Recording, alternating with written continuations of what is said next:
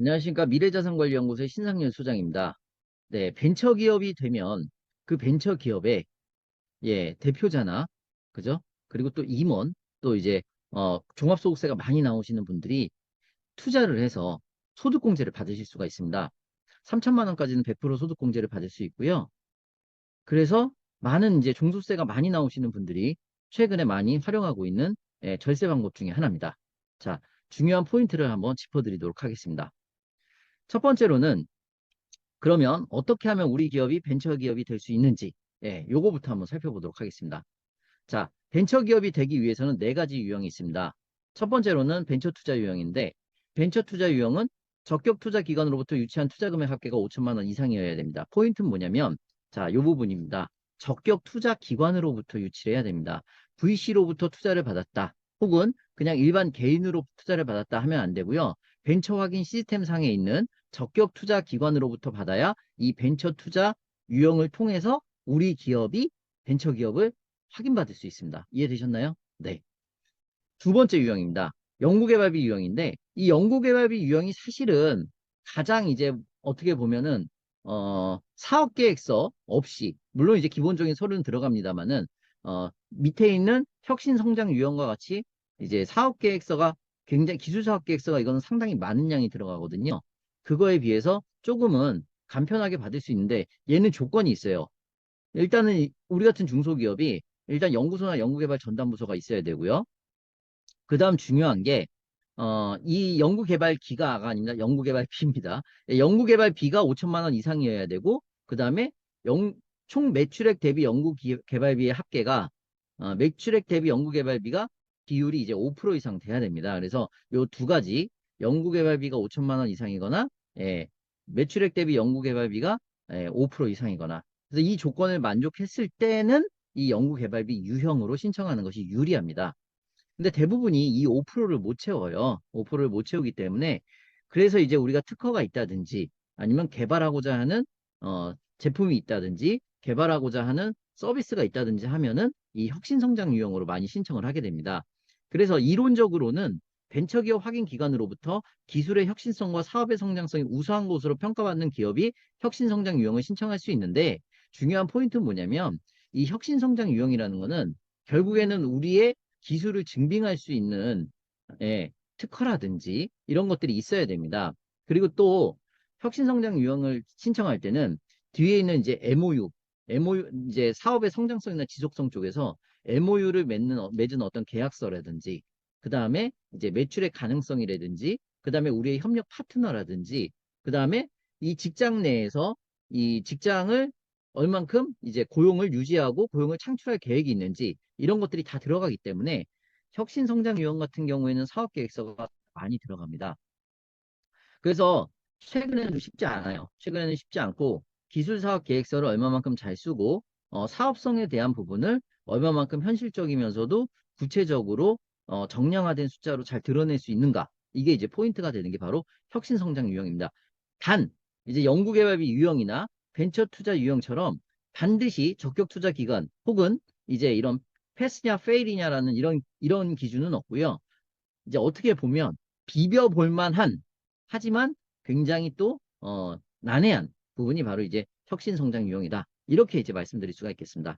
자, 예비벤처 유형은 유행이 아니라 유형입니다.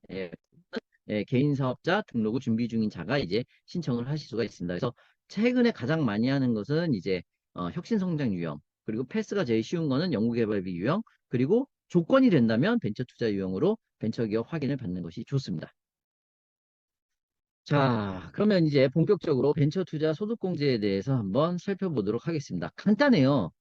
투자자가 벤처기업에, 그러니까 아까 같이 이제 네 가지 유형으로 선정이 된 벤처기업에 투자를 하게 되면은 소득공제를 받는다는 얘기입니다. 근데 자, 그냥 투자를 하면 안 되고요. 이 보통주나 이게 주식의 형태죠. 보통주나 이제 상환우선주나 이제 전환사채, 신주인수권부사채, 그래서 BW나 CW의 형태로 해갖고 이렇게 네 가지 형태로 투자를 하거나 혹은 이제 개인 투자 조합을 통해서 이제 벤처기업에 투자를 했을 때 이 투자 확인서를 발급받을 수 있습니다. 그래서 개인이 벤처기업 등에 직접 투자 시에 요 네 가지 경우가 되겠죠. 위에 이때는 이제 기업에서 지방중소벤처기업청에 접수를 해가지고 투자 확인서를 발급받을 수 있고요.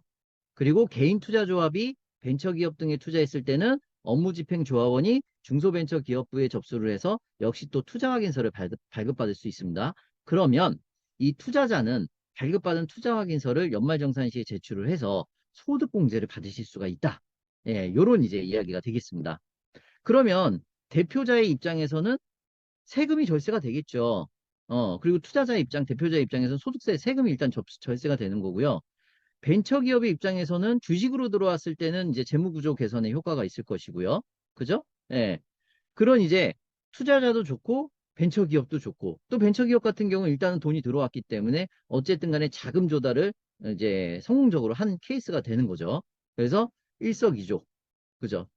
금상첨화. 일거양득. 둘 다 좋다 이거죠. 누이 좋고 매부 좋고. 예, 이렇게 되는 거죠. 이게 바로 벤처 투자 소득공제 핵심입니다. 자, 그러면 얼마만큼 또 절세가 되느냐. 근데 여기서 중요한 포인트가 하나 있어요. 중요한 포인트는 뭐냐면 투자자의 입장에서는 절세가 되는데 또 리스크가 있죠. 항상 인생은 동전의 양면처럼 장점과 단점이 항상 있는 거예요. 원금 보장은 안 됩니다. 그리고 담보부 투자는 안 되는 거예요. 물론 이제 그런 단점은 있습니다만은 어, 투자를 했을 때 절세 효과가 있고 만약에 원금 보장은 아니지만 원금 보장을 받을 수 있는 구조를 가진 기업에 투자를 한다. 그게 어떤 경우겠어요? 본인 기업에 투자를 해도 됩니다. 이게 핵심이에요. 본인 벤처기업에 투자해도 되고요. 본인의 친인척과 관계된 자, 특수관계자에 관계된 기업, 벤처기업에 투자를 해도 됩니다. 그럼 어떻게 되는 거예요? 자녀의 이름으로 창업을 해서 벤처기업을 만들고 거기에 아버지가 투자를 해도 된다는 얘기죠. 원금은 보장받을 수 없겠죠. 하지만 자녀한테 주고 또 원금의 보장 가능성이 있죠. 왜냐면 이제 전혀 모르는 기업이 아니기 때문에 그 기업에 투자할 수 있다는 얘기죠. 그리고 본인이 또 다른 법인을 만들어서 투자할 수도 있고 지금 현재 법인에다가 투자할 수도 있습니다. 이게 핵심이에요, 이게. 이해되셨죠? 자, 먼저 이 법령 한번 그러면 조금 한번 살펴보고 가도록 하겠습니다. 네. 보시면은 제가 이렇게 다 해놨습니다. 자, 거주자가 다음 각 호의 어느 하나에 해당하는 출자 또는 투자를 하는 경우에 2025년 12월 31일까지 출자 또는 투자한 금액의 100분의 10인데 여기는 이제 100분의 10이라고 나오잖아요. 그런데 자, 보시면은 여기 한번 볼게요. 3호, 4호 또는 6호의 출자 또는 투자에 해당하는 경우에 3천만 원 이하의 분은 100분의 100. 그죠? 그 다음에 3천만 원에서 5천만 원까지는 70. 그러면 5천만 원 초과분은 30. 해서 3, 4, 6호는 3천만 원에 대해서는 100%다 소득공제가 된다는 얘기죠. 그럼 3, 4, 6호를 한번 읽어볼게요. 3호. 개인 투자 조합의 출자한. 아까 이제 개인 투자 조합을 통해서 벤처기업에 투자할 수 있다 그랬잖아요. 벤처기업. 그 다음에 아까 여기 나와 있죠. 4호. 4호 바로 벤처기업. 이렇게. 이해되셨죠? 그 다음에 6호는 한번 눈으로 살펴보시면 될 것 같고요. 자, 다시 한번 들어가겠습니다. 자, 그러면 이제 소득공제는 어디서 받느냐? 바로 여기서 받는 거예요. 그러니까 이자소득이나 배당소득이나 사업소득이나 근로소득이나 연금소득이나 기타 소득이 있잖아요. 그게 다 합쳐져 가지고 이제 종소세가 나오는 거고요.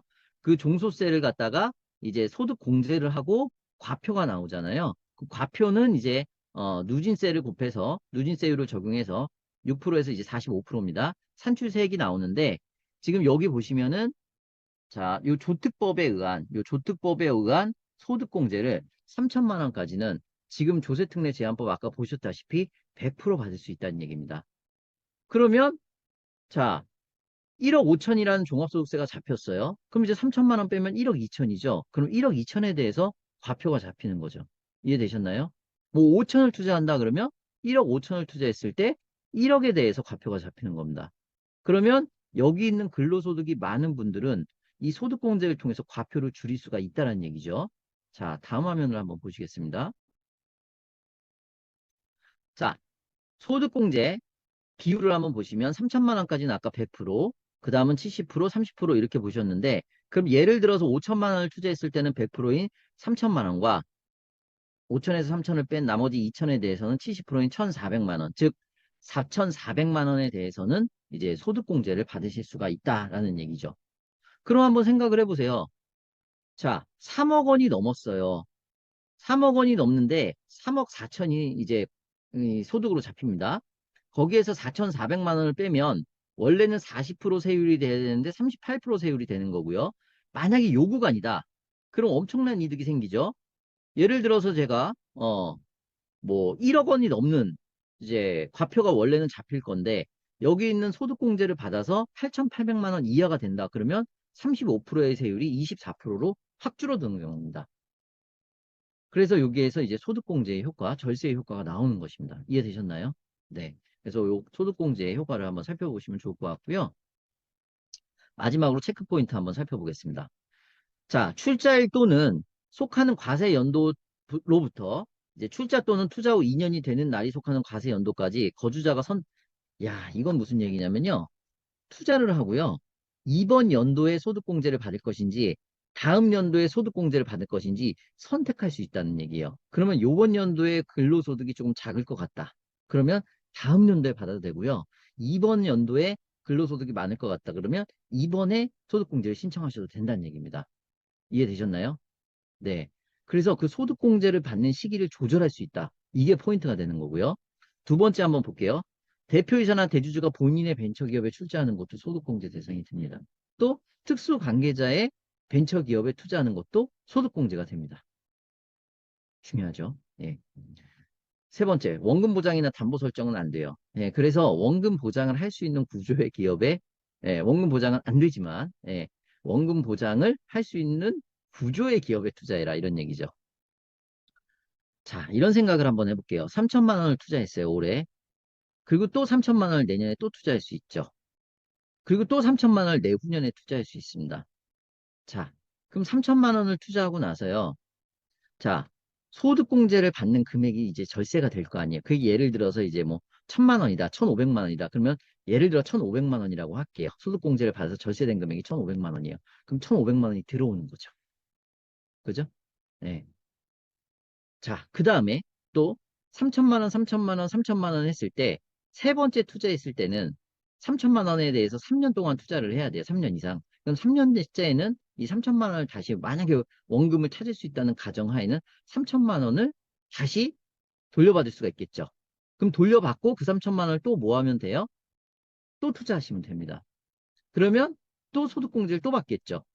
그러면 이 9천만 원을 가지고 계속 매년 소득공제를 받으면서 매년 계속해서 투자할 수 있다는 얘기죠. 이해되셨나요? 이게 3년 이상은 투자를 해야 돼요.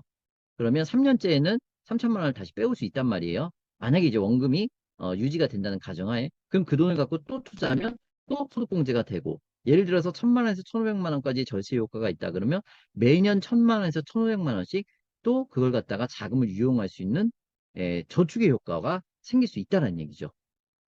이해되셨나요? 그럼 9천만 원 있으면 계속 투자하세요. 어디에? 특수관계자의 법인에 벤처기업 만들고 세율이 높은 고소득자일수록 유리하고요. 대표나 의사 등이 당연히 유리하겠죠. 투자일로부터 3년 이내는 안 되고 3년 동안 이제 투자를 해야 된다는 얘기고 출자 지분 또는 출자 지분을 이전하거나 회수하면 이미 공제받은 소득금액에 해당하는 세액을 추징하는 거고요. 자, 지금 벤처기업이 아니면 일단 소득공제 대상은 아니에요. 그러나 투자일로부터 2년이 되는 날이 속하게 될 경우에는 가능하다라고 해서 벤처기업을 확인을 받으실 수가 있다는 얘기죠. 아까 몇 가지 유형대로 네 가지 유형대로 이해되셨나요? 네. 자, 오늘은 벤처기업 확인을 통한 소득세 절세 기법을 제가 짧게 공개했습니다. 자, 벤처기업 확인을 받고자 하는 기업, 절세 혜택을 받고자 하는 기업은 저희 미래자산관리연구소와 같이 하시길 바랍니다. 감사합니다.